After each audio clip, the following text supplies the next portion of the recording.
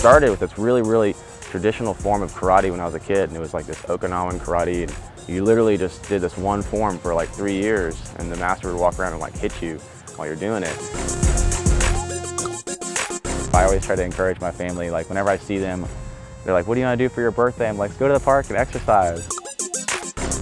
Health is so important, you know, for all of us. Health's a huge thing, especially here in America with like the healthcare crisis. I think that we have a disassociation from what health is, and that I think we neglect to see the benefits of just fresh air and sunshine and breathing fresh air into your lungs constantly, and actually being aware of what you're ingesting, you know, and drinking water. Super simple things, just all the basics, you know, like it's like a holistic approach to your own life. I see people all the time that they're like, oh, you do yoga. Yoga's not for guys, is it? And I'm like, I laugh because all the grandfathers of yoga, you know, there's all these girls that we see doing yoga now, but all the grandfathers of yoga were all guys.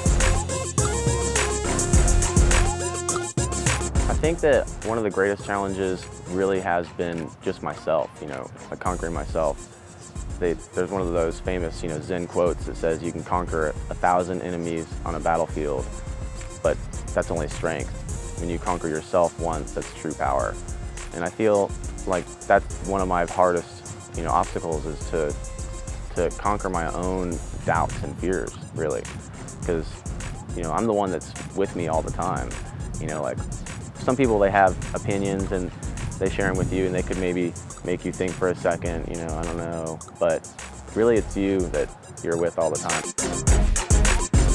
If you want to do the one-arm freezes, or if you want to do a backflip, you know, you just start practicing. You just start practicing every day, and if it's something you love, then you'll get it, and you don't have to worry about when you're going to get it, you know. So a lot of people, my friends and family and people that see my Instagram, they approach me and they'll send me messages like, how do you do this? Can you teach me? And I'm like, of course, I'd love to teach you. Well, no matter how old you got, or no matter how frail or on death's bed you got, you can always start practicing. It's never too late to start. The changes that it's made me feel like I'm more connected to people, even just the ones I'm already connected to, my friends and family. I feel like I'm more aware of like seeing and feeling and hearing them in like a very direct way, just because I've found myself. You know, when I know myself, I know others.